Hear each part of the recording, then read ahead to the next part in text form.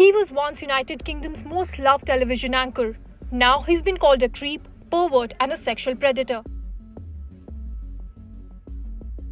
On July 7th, the Sun newspaper published a story that accused an unidentified BBC presenter of paying thousands of pounds to a young person for explicit photographs.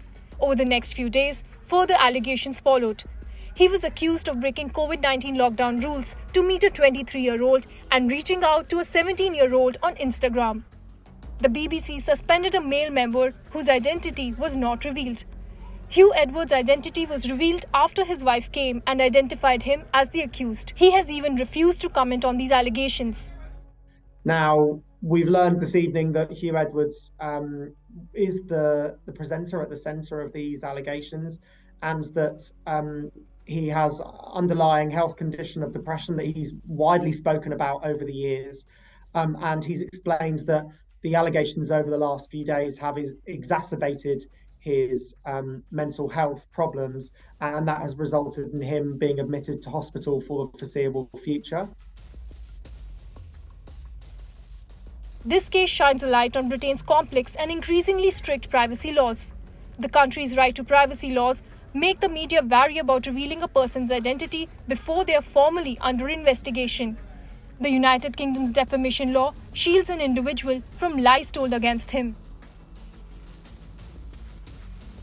This is not the first controversy that BBC is finding itself in. In the past, BBC has been questioned over how it handled false allegations against the singer Sir Cliff Richard in 2018, to how did the BBC manage to secure its controversial interview with Princess Diana in the 1990s. In Britain, the BBC is funded by the publicly funded licence fee, which means that the people of Britain pay for BBC to run. This raises question on how freely the broadcaster works.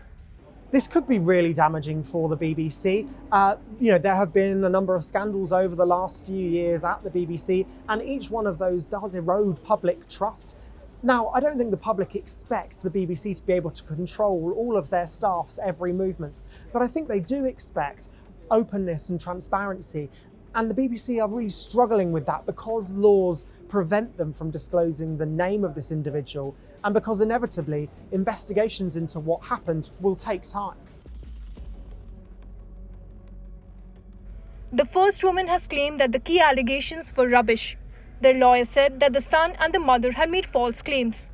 There is a question mark over the Sun's reporting and whether they had taken sufficient steps to ensure that what they were reporting was accurate to the best of their knowledge, and also whether they had any evidence, any hard evidence before them to suggest that there had been a criminal activity such as the allegations that they had made.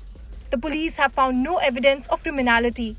The BBC will, however, continue its corporate investigation. For more informative videos like this, keep watching India Today News Mo.